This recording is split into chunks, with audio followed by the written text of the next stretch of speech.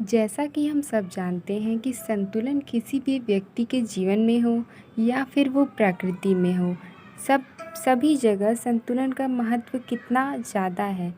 तो अंतर्राष्ट्रीय स्तर पे शांति और सुरक्षा, इन दोनों का भी संतुलन बहुत ज़्यादा महत्वपूर्ण होगा।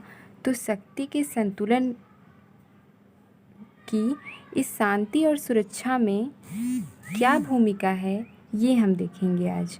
यानी आज हम पढ़ने वाले हैं शक्ति संतुलन के बारे में, बैलेंस ऑफ पावर। तो अंतर्राष्ट्रीय स्तर पे देखा जाए तो शांति और सुरक्षा, इन दोनों की स्थापना में जो शक्ति संतुलन होता है, इसका सिद्धांत एक महत्वपूर्ण भूमिका निभाता है। इस सिद्धांत के अंतर्गत क्या आता है? इस सिद्धांत के अंतर्गत आता है कि जो विभिन्न राष्ट्र होते हैं वो समूह में बंध जाते हैं, और समूह में बंधने के कारण क्या होता है कि ये जो राष्ट्र हैं, इनमें से कोई एक अकेला जो है वो किसी भी दूसरे पे प्रभावी नहीं हो सकता। वो जो चाहता है अपने अनुसार किसी दूसरे राष्ट्र से नहीं करवा सकता। जैसा कि एग्ज़ाम्पल ले सकते हैं हम, तराजू के दो पलड़े समान भार की अवस्था में संतुलित बने रहते हैं। ठीक उसी प्रकार ही स्थिति राज्यों के मध्य बनी रहती है, और जब तक इस प्रकार का संतुलन कायम रहता है तब तक शांति स्थापित रहती है। इस तरह शांति और सुरक्षा की स्थापना में शक्ति संतुलन की भूमिका बहुत महत्वपूर्ण है।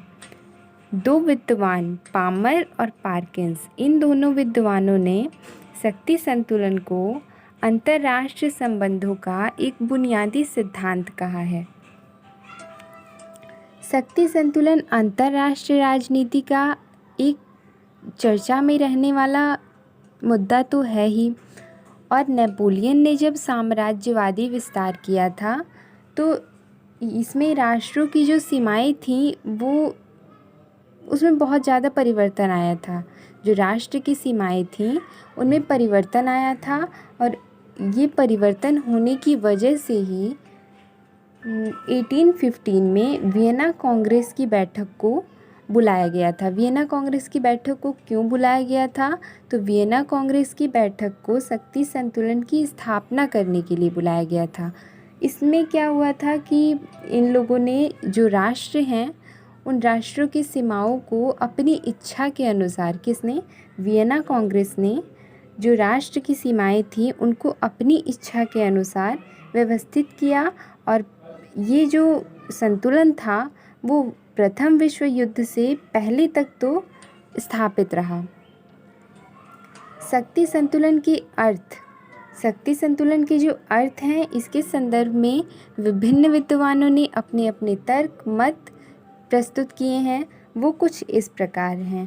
कैसलरे, राष्ट्र परिवारों के सदस्यों के बीच ऐसी उचित साम्यावस्था बनाए रखना जिससे उनमें से कोई भी इतना ताकतवर ना बने कि वह अपनी इच्छा अनुसार, या फिर जो वो दो राष्ट्र हैं उनमें से एक राष्ट्र क्या हो, अपनी इच्छा दूसरों पर लाद सके। दूसरे हमारे हैं विद्वान स्लीचर। स्लीचर क्या कहते हैं कि जो शक्ति संतुलन है वो व्यक्तियों और समुदायों की सापेक्ष शक्ति की ओर संकेत करता है। ऐसे ही हमारे यथार्थवादी मार्गेनिथाउ हैं, ये भी कहते हैं कि शक्ति संतुलन जो है वो सामान्य सामाजिक सिद्धांत की अभिव्यक्ति है। अन्य विद्वान हैं ऑर्नेस्ट हॉस। इनके अनुसार इन्होंने शक्ति संतुलन के 8 अर्थ बताए हैं। उन 8 अर्थों को हम बारी बारी से देखते हैं। पहला अर्थ है शक्ति का वितरण। अब शक्ति का वितरण का मतलब क्या हुआ? तो शक्ति का वितरण का मतलब होता है पावर का डिस्ट्रीब्यूशन होना, शक्ति का डिस्ट्रीब्यूशन होना, यानी शक्ति को बांटना। दूसरा अर्थ है शक्ति की साम्यावस्था। साम्यावस्था का मतलब होता है इक्विलिब्रियम, यानी समान अवस्था।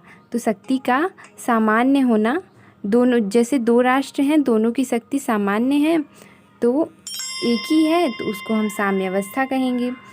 तीसरा है शक्ति की प्रबलता। प्रबलता यानी स्ट्रेंथ। चौथा अर्थ है हमारा स्थिरता और शांति। स्थिरता यानी जो संतुलन बना हुआ है और जो शांति बनी हुई है, उस शांति में कितनी स्थिरता है, संतुलन में कितनी स्थिरता है, ये भी शक्ति संतुलन का एक अर्थ है। और पांचवा अर्थ है अस्थिरता और युद्ध। जैसे ही जो संतुलन बना हुआ था, अगर उसमें अस्थिरता आती है या शांति भंग होती है तो क्या होगा, युद्ध होगा ही होगा। सिक्स्थ पॉइंट है शक्ति राजनीति। सेवेंथ पॉइंट है सार्वभौमिक सिद्धांत। सार्वभौमिक सिद्धांत यानी नाम से ही पता चल रहा है सार्वभौमिक, जो पूरी पृथ्वी पे फैला हुआ हो, या फिर कह सकते हैं हम कि जिस पे स्थानिक, राष्ट्रीय और जातीय या फिर अन्य संकुचित भावनाओं से वो मुक्त हो, उस पे इन सब चीज़ों का कोई फ़र्क ना पड़ रहा हो। तो ये एक यूनिवर्सल सिद्धांत है। आठवां पॉइंट है या फिर आठवां अर्थ जो है वो है एक व्यवस्था तथा नीति निर्माताओं के लिए एक मार्गदर्शन। शक्ति संतुलन का आठवां अर्थ है कि ये एक व्यवस्था, इसको हम कह सकते हैं, या फिर नीति निर्माता, जो नीति निर्माता है, नीति बनाने वाले, उनके लिए एक मार्गदर्शन है ये। शक्ति संतुलन का एक रूप तो है नहीं, इसके अनेक रूप हैं और इसकी इसी विविधता के कारण ही कभी भी राष्ट्र यह कहने में संकोच नहीं करती कि उनकी विदेश नीति शक्ति संतुलन को ध्यान में रखकर तैयार की गई है। तो शक्ति संतुलन की कुछ सामान्य विशेषताएं हैं, उनको भी देख लेते हैं हम। शक्ति संतुलन स्वतः ही तो प्राप्त नहीं होता किसी को, बल्कि इसके लिए हमें क्या करना पड़ेगा, हमेशा सक्रिय प्रयत्न करने पड़ेंगे और इन्हीं प्रयत्नों द्वारा क्या होगा, हमें ये शक्ति संतुलन प्राप्त हो सकता है। शक्ति के निरंतर परिवर्तनशील स्वभाव के कारण अब हर राष्ट्र की शक्ति हमेशा एक जैसी तो नहीं रह सकती ना, कभी कम ज़्यादा होती रहेगी। तो इस परिवर्तनशीलता के कारण क्या होगा, ये शक्ति संतुलन जो है वो अस्थायी हो जाता है या फिर अस्थिर भी कह सकते हैं हम। तीसरा हमारा पॉइंट है युद्ध शक्ति संतुलन को परखने की कसौटी होती है। शक्ति संतुलन को परखने के लिए हम क्या करते हैं, अगर दो राष्ट्रों में युद्ध हो रहा हो तो दोनों में से अगर कोई एक विजयी होता है, एक विजयी क्यों होगा, क्योंकि वो ज़्यादा शक्तिशाली होगा। तो इससे क्या पता चलेगा कि शक्ति संतुलन जो है वो कितना कायम है दो राष्ट्रों के बीच और कितना नहीं। वस्तुतः जो युद्ध के दौरान ही पता लगता है कि शक्ति संतुलन की स्थिति पक्ष में है या फिर विपक्ष में है। फोर्थ पॉइंट है शक्ति संतुलन का उद्देश्य जो है वो शांति और सुरक्षा है, किंतु जिसमें साधन के रूप में युद्ध भी समाहित है। पांचवा पॉइंट है शक्ति संतुलन की नीति का आधार राष्ट्र हित को महत्व देना होता है। ये तो हर राष्ट्र चाहता है कि उसका जो राष्ट्र हित है वो पूरा हो, और इसको पूरा करने के लिए वो हमेशा कोशिशें करते रहता है। तो शक्ति संतुलन की नीति का जो आधार है वो भी क्या है, राष्ट्र हित को ही महत्व देता है। शक्ति संतुलन एक यथार्थवादी दृष्टिकोण पर आधारित है। यथार्थवाद का मतलब होता है कि जो वस्तु, विचार या फिर सिद्धांत जिस रूप में है हम उसे उसी रूप में स्वीकार कर लें। शक्ति संतुलन की स्थापना में बड़ी शक्ति संतुलनकर्ता की भूमिका में होती है, और जो संतुलनकर्ता होता है वो तटस्थता की स्थिति में रहता है। तटस्थता यानी उसे पता रहता है कि कौन सही है और कौन गलत है, लेकिन फिर भी वो किसी का भी साथ नहीं देता वहाँ पे, और आवश्यकता पड़ने पर कमज़ोर के साथ जुड़ सकता है, वो जुड़ जाता है और संतुलन कर देता है। जैसे कि भारत और पाकिस्तान का एग्जाम्पल हम ले लें तो इसमें जो अमेरिका है वो एक संतुलनकर्ता है, संतुलनकर्ता के रूप में है, और अपने हितों को ध्यान में रखकर वो पाकिस्तान का पक्ष ले लेता है। अब आइए जानते हैं शक्ति के संबंध में कुछ सिद्धांत और मान्यताएं दी गई हैं। तो वो सिद्धांत और मान्यताएं क्या क्या हैं। प्रत्येक राष्ट्र अपने मार्मिक हितों को, मार्मिक हित यानी राजनीतिक स्वतंत्रता, संप्रभुता आदि, ये सब मार्मिक हित हैं, इनकी सुरक्षा के लिए प्रतिबंधित रहता है, और इसके लिए वो युद्ध सहित सभी हर संभव उपाय करता है कि वो अपने इन मार्मिक हितों की रक्षा कर सके, सुरक्षा कर सके। और मार्मिक हितों के अंतर्गत और क्या हम कह सकते हैं, मार्मिक हित कौन कौन से होते हैं? इनकी स्वाधीनता, किसी भी राष्ट्र की स्वाधीनता यानी स्वतंत्रता, उसकी क्षेत्रीय अखंडता। हर देश जो है वो क्या, कोई नहीं चाहेगा कि वो टूटे, यानी उसके खंड हों, वो अखंड ही रहना चाहता है क्षेत्रीय रूप से। उसकी सुरक्षा, आर्थिक राजनीतिक प्रणाली और समुद्रों की स्वतंत्रता का अधिकार जैसे विषय सम्मिलित हैं। किसमें? मार्मिक हित में ये सब चीज़ें आती हैं। राष्ट्र के मार्मिक हितों को खतरा अवश्य बना रहता है। कोई भी देश दूसरे देश के विरुद्ध आक्रमण की पहल तभी करता है जब वो क्या हो, ज़्यादा शक्तिशाली हो। जब वो जैसे दो राष्ट्र हैं, उनमें से एक युद्ध की पहल तभी करेगा जब वो जो उसका प्रतिद्वंदी राष्ट्र है उससे ज़्यादा शक्तिशाली होगा। और राष्ट्रों की शक्ति का ठीक ठाक लगभग सही अनुमान लगाया जा सकता है, और शक्ति का प्रयोग विश्व के प्रमुख राजनैतिक तत्वों को अपने अनुकूल बनाने के लिए किया जाता है। राजनीतिज्ञ विदेश नीति का निर्धारण शक्ति तथ्यों को ध्यान में रखकर करते हैं। शक्ति संतुलन प्राप्त करने वाला स्थायी संधि अथवा विचारधारा से बंधा नहीं रहता। यानी जो शक्ति संतुलन प्राप्त करने वाला राष्ट्र होता है, वो जो भी स्थायी संधि होती है या फिर विचारधारा होती है, उनसे बंधा नहीं रहता। अगर वो बंधा रहेगा स्थायी संधि से, और उस संधि में ये लिखा है कि आप इस चीज़ का, जैसे एग्जांपल में ले लेते हैं कि आप न्यूक्लियर वेपन्स का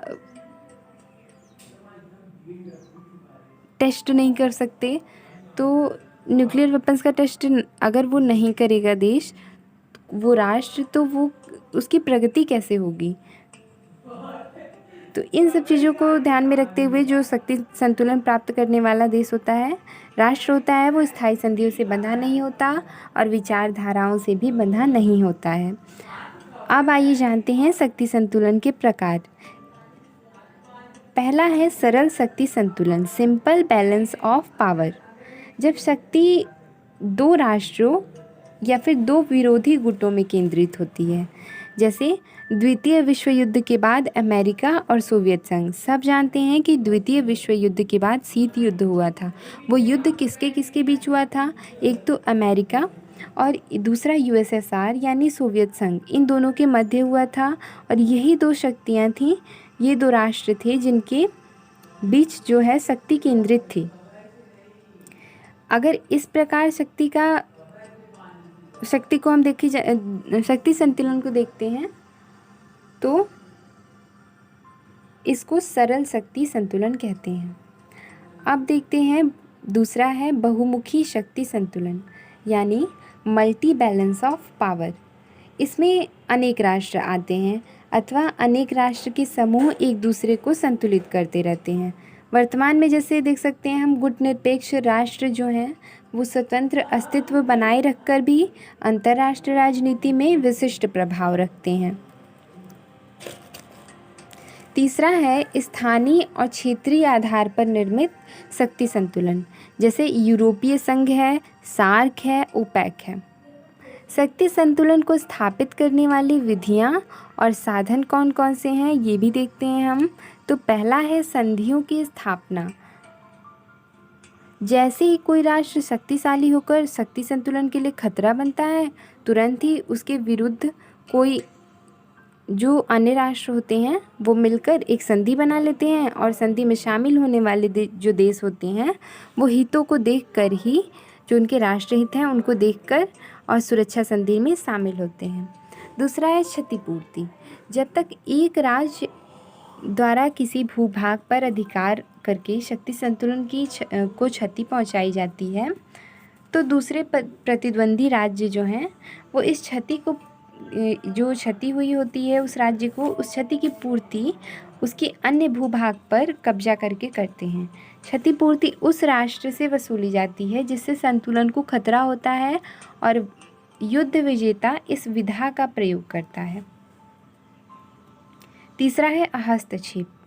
राष्ट्र हितों की सुरक्षा के लिए प्रत्येक राष्ट्र नए नए मित्रों की तलाश करता रहता है और कमज़ोर राष्ट्र के आंतरिक मामलों में हस्तक्षेप करके अपने समर्थक सरकार स्थापित करने का प्रयास करता है। जैसे द्वितीय विश्व के बाद जो दूसरा विश्व युद्ध हुआ, उसके बाद अमेरिका ने लेबनान, लाओस, कंबोडिया, वियतनाम में हस्तक्षेप किया, तो सोवियत संघ ने पोलैंड, हंगरी, अफ़गानिस्तान में हस्तक्षेप किया। इन सभी हस्तक्षेपों में हस्तक्षेपकर्ता राष्ट्र अपनी राष्ट्र हितों को प्राथमिकता देते हैं। किसी भी राष्ट्र के लिए उसका जो सबसे पहला वो किसी चीज़ को अगर वो महत्व देता है सबसे पहले, तो वो है अपने राष्ट्रहित को। अपने राष्ट्रहित को वो सबसे ज़्यादा महत्व देता है। चौथा है गठबंधन, जैसे सैन्य समझौते, नाटो, वार्सा पैक्ट आदि। पांचवा है मध्यवर्ती राज्य यानी बफर स्टेट।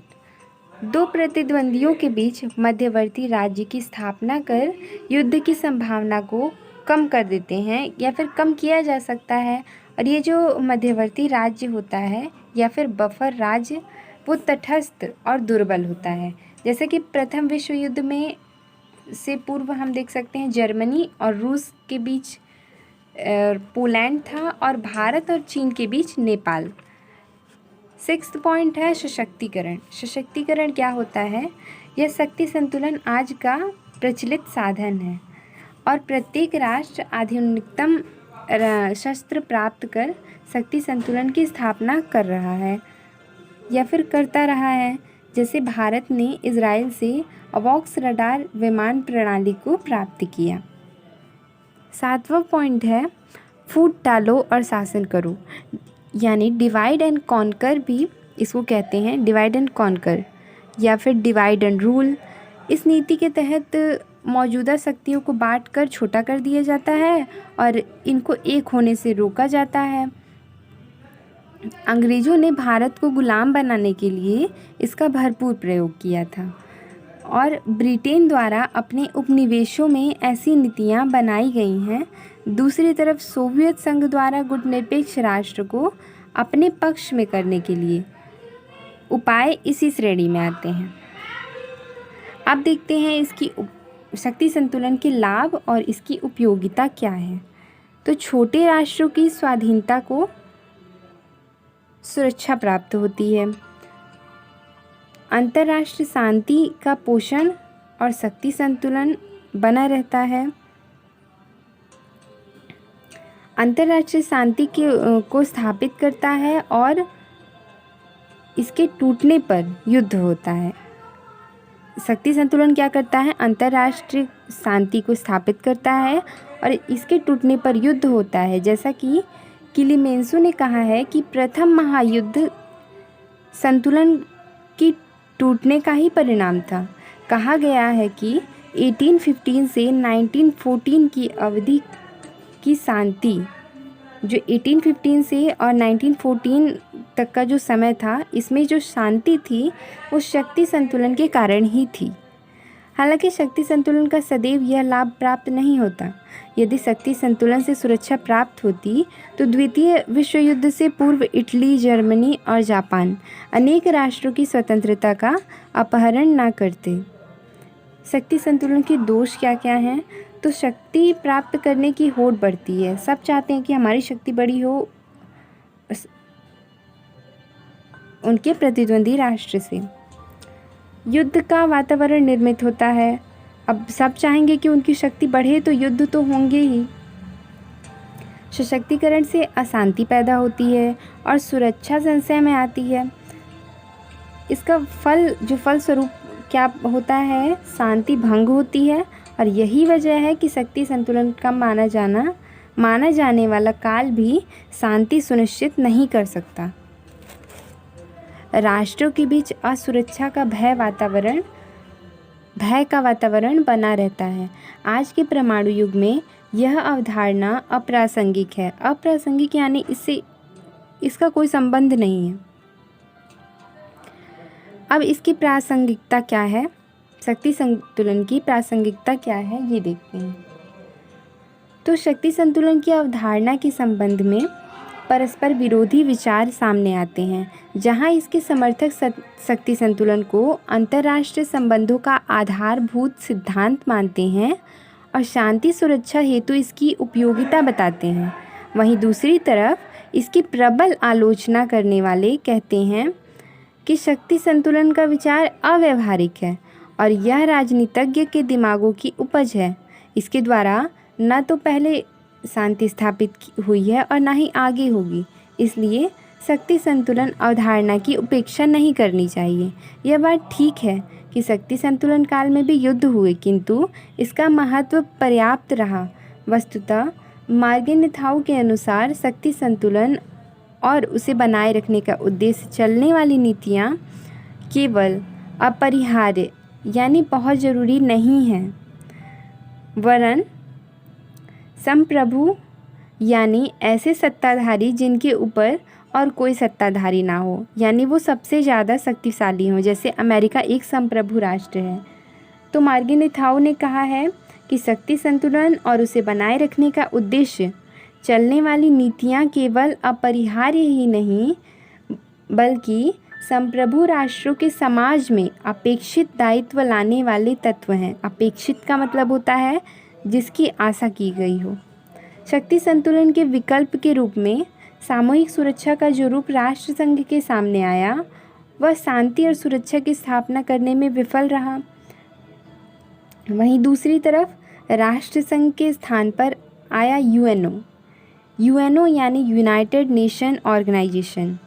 तो यूएनओ सुरक्षा और शांति के मामले में मिश्रित स्वरूप से युक्त रहा। इसलिए वर्तमान अंतर्राष्ट्रीय व्यवहार में शक्ति संतुलन अपने पुराने मॉडल पर चाहे न दिखाई पड़े, परंतु बदली हुई परिस्थितियों में स्वयं को बदलकर आज भी मौजूद है। इसका अनुपालन क्षेत्रीय स्तर पर देखा जा सकता है, जैसा कि पाकिस्तान और चीन के गुट के पक्ष में भारत ने शक्ति संतुलन हेतु दक्षिण कोरिया और जापान के साथ अपने संबंधों में तेजी लाई है। आज राष्ट्र विदेश नीति के स्तर पर अघोषित रूप से इसका प्रयोग तो करते ही हैं। यही वजह है कि पामर और पार्किंस जैसे विचारक ये कहते हैं कि जब तक राष्ट्र राज्य व्यवस्था कायम रहेगी तब तक शक्ति संतुलन का सिद्धांत नियमित रूप में प्रयुक्त होता रहेगा।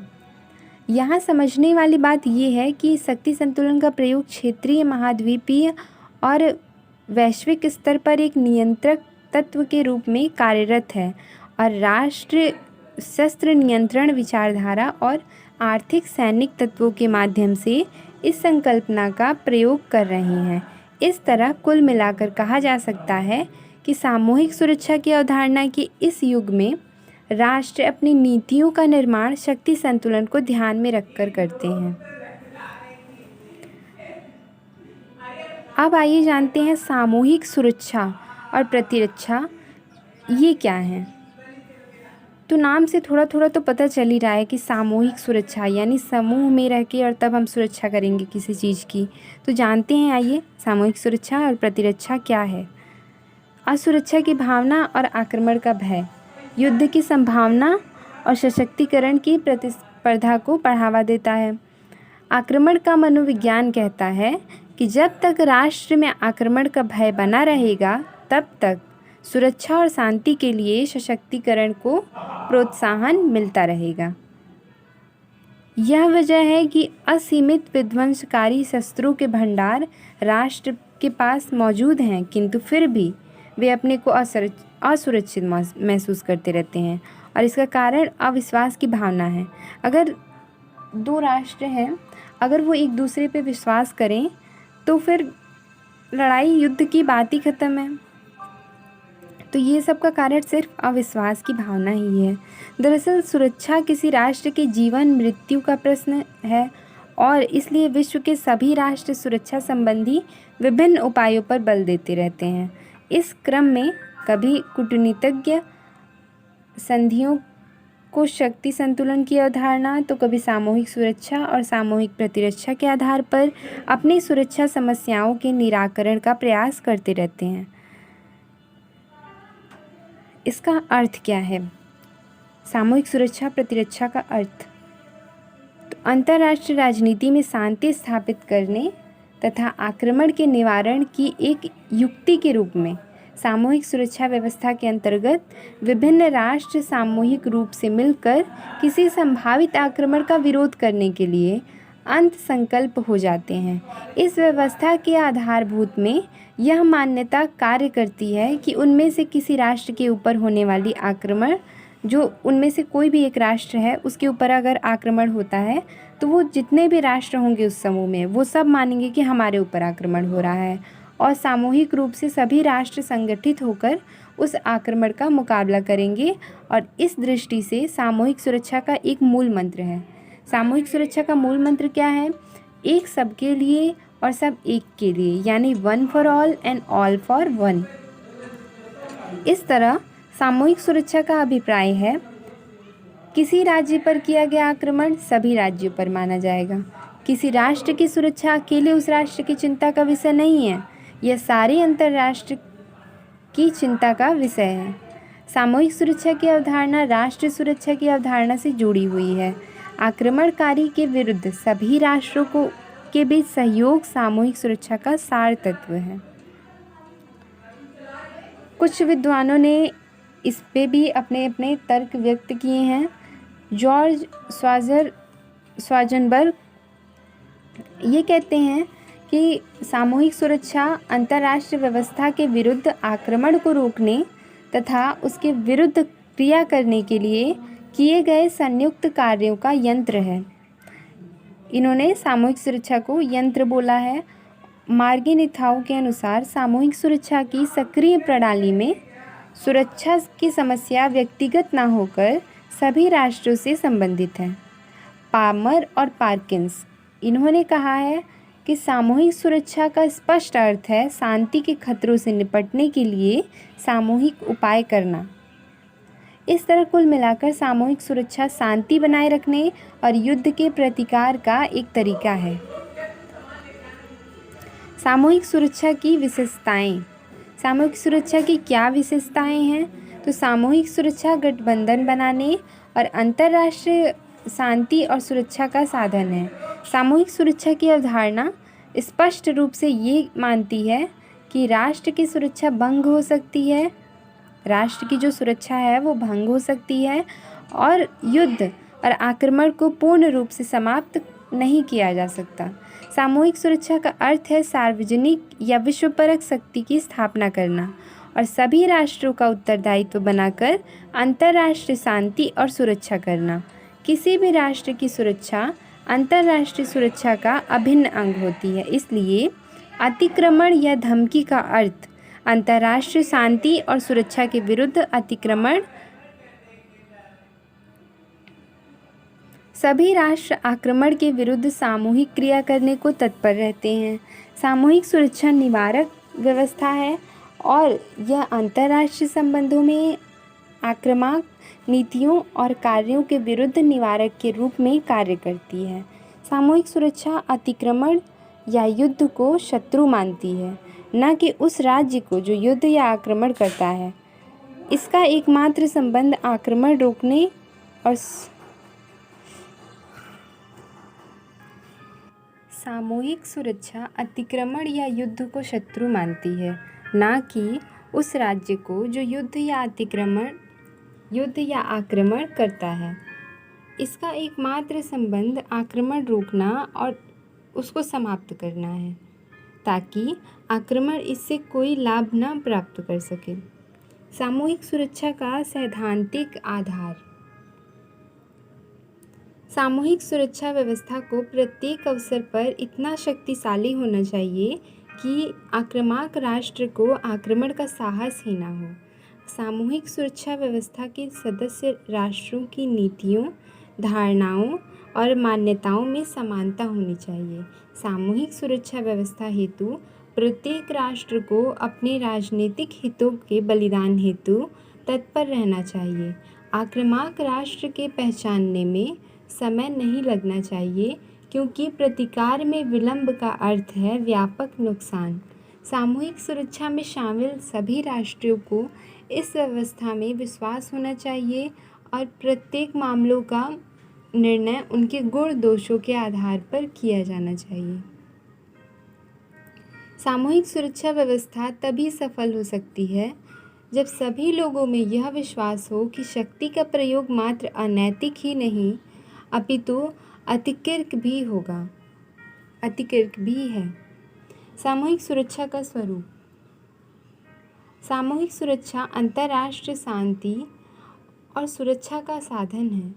यह युद्ध और शांति का विरोधी होते हुए भी उसका अस्तित्व स्वीकारता है। इस दृष्टि से यथार्थवादी इसलिए तो अंतर्राष्ट्रीय संगठन की वकालत करता है जिसके झंडे तले विश्व परक शक्ति स्थापित की जाती है जो आक्रामक नीतियों के खिलाफ कार्य करती है। सामूहिक सुरक्षा का अर्थ ही आक्रमण के विरुद्ध अंतर्राष्ट्रीय शक्ति स्तंभ की स्थापना करना है। इसलिए इसे वैश्विक शक्ति प्रबंध व्यवस्था माना जा सकता है। यहाँ शक्ति संतुलन से स्पष्ट है जहाँ किसी राष्ट्र की शक्ति आधिपत्य की बात की जाती है। सामूहिक सुरक्षा की अवधारणा का विकास। यूँ तो इस अवधारणा का विकास 17वीं शताब्दी में संपन्न ओस-नाबक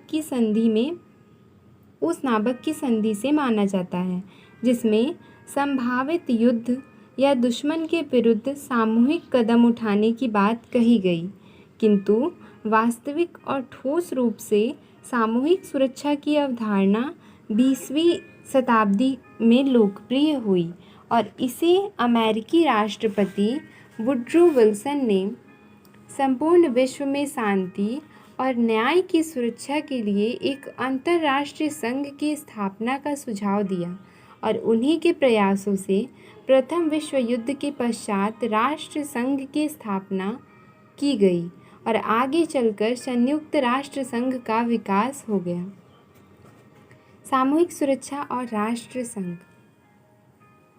प्रथम विश्व युद्ध के पश्चात राष्ट्र संघ लीग ऑफ नेशन की स्थापना हुई और इसके माध्यम से अंतर्राष्ट्रीय स्तर पर एक अर्थपूर्ण व्यापक सामूहिक सुरक्षा स्थापित करने का प्रयास किया गया, किंतु सार्थक विश्वव्यापी सहयोग की दिशा में वह सफल न हो सका। इसके निम्नलिखित कारण हैं। असफलता के कारण क्या हैं इसके? राष्ट्रसंघ की संविधान धारा 10 से 16 का संबंध सुरक्षा में था। धारा 10 में कहा गया है कि सदस्य राष्ट्र एक दूसरे की अखंडता और स्वतंत्रता का सम्मान करने और बाहरी आक्रमण के विरुद्ध सुरक्षा हेतु वचनबद्ध हैं, और धारा 16 के तहत कहा गया है कि सदस्य राष्ट्र आवश्यकता पड़ने पर सामूहिक कदम उठाने को वचनबद्ध होंगे, किंतु इस वचनबद्धता का पालन नहीं किया गया और सदस्य राष्ट्र अपने स्वार्थ पूर्ति में लगे रहे। राष्ट्र संघ जन्म से ही विकलांग स्वरूप का था और अभाव को पूर्ण करने में इसके सदस्यों की कोई निष्ठा नहीं थी। यूएसए और यूएसएसआर स्वयं इससे बाहर थे। राष्ट्र संघ में मतदान प्रणाली दूषित थी। सामूहिक सुरक्षा की प्रणाली को लागू करने के लिए सर्वसम्मति की जरूरत थी। साम्यवाद का भय भी इसके सदस्यों में सहयोग नहीं कर पाया। जब इटली ने यूनानी टापू कोरफू का अधिग्रहण 1923 में किया तो 1931 में जापान ने चीन के मंचूरिया प्रांत पर हमला किया। 1935 में इटली ने अबसीनिया पर कब्जा किया। जर्मनी ने राइनलैंड का सैन्यीकरण किया। तो इन सभी स्थितियों में राष्ट्रसंघ ने कोई कार्यवाही नहीं की, जिससे सामूहिक सुरक्षा की अवधारणा को चोट पहुंची और राष्ट्रसंघ असफल करार किया गया। सामूहिक सुरक्षा एवं यूएनओ। राष्ट्रसंघ की कमियों को दूर करने के लिए संयुक्त राष्ट्र संघ की स्थापना द्वितीय विश्व युद्ध के पश्चात 1945 में की गई। यूएनओ में सामूहिक सुरक्षा व्यवस्था स्थापित करने की बात कही गई। वस्तुतः यूएनओ के अनुच्छेद 43 में कहा गया है कि शांति स्थापना के लिए सदस्य देश अपनी सेनाओं और सुविधाओं को उपलब्ध कराएंगे। यूएनओ का निम्नलिखित उद्देश्य बताया गया। अंतर्राष्ट्रीय शांति और सुरक्षा बनाए रखना और इसके लिए प्रभावकारी सामूहिक कार्यवाही करना। अंतर्राष्ट्रीय संबंधों में सभी राष्ट्र दूसरे राज्यों को क्षेत्रीय अखंडता और राजनीतिक स्वतंत्रता का आदर करेंगे। सदस्य उस देश की सहायता नहीं करेंगे जिसके विरुद्ध यूएनओ ने कार्यवाही की अथवा प्रतिबंध लगाया। सामूहिक सुरक्षा की प्रणाली को प्रभावशाली बनाने हेतु यूएनओ में उल्लेखित प्रावधान। यूएनओ के प्रावधान चार्टर के अध्याय 7 में सामूहिक सुरक्षा का दायित्व स्पष्ट किया गया है।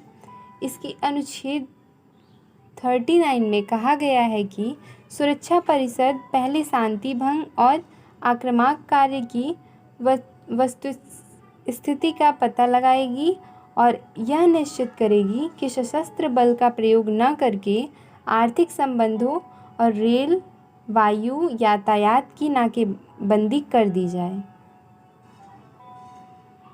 अनुच्छेद 41। अनुच्छेद 42 अर्थात आर्थिक प्रतिबंध सफल न रहने पर सैन्य कार्यवाही की जा सकती है।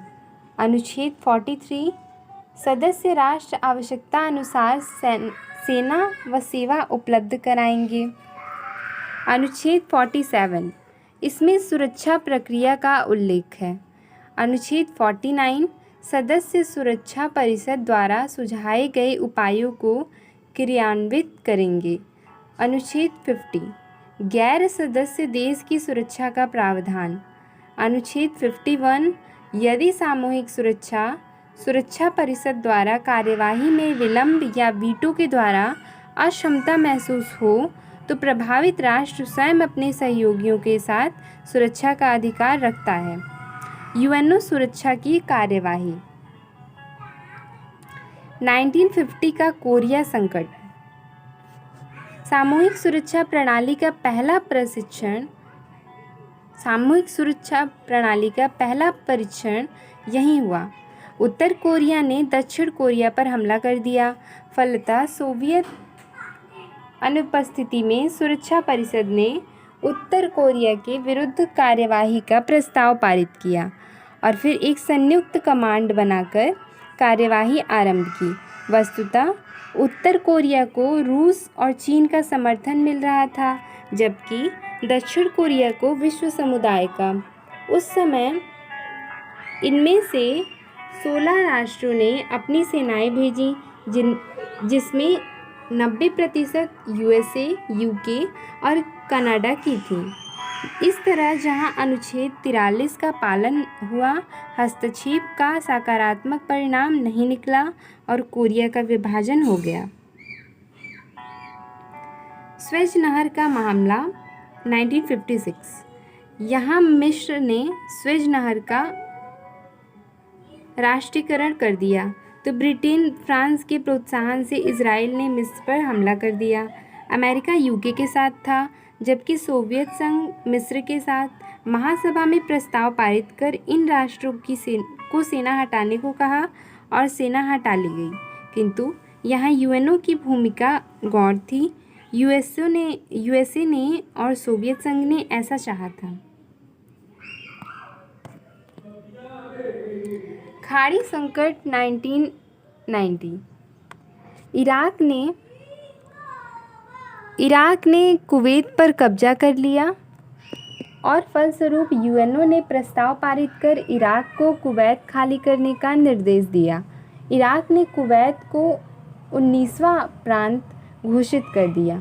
सुरक्षा परिषद में प्रस्ताव पारित कर इराक ने आर्थिक प्रतिबंध लगा दिया और फिर यूएसए के नेतृत्व में 28 राज्यों की सेनाओं ने कुवैत को आज़ाद कर दिया। इस तरह यह सफल कार्यवाही रही। इसी तरह अफ़गानिस्तान में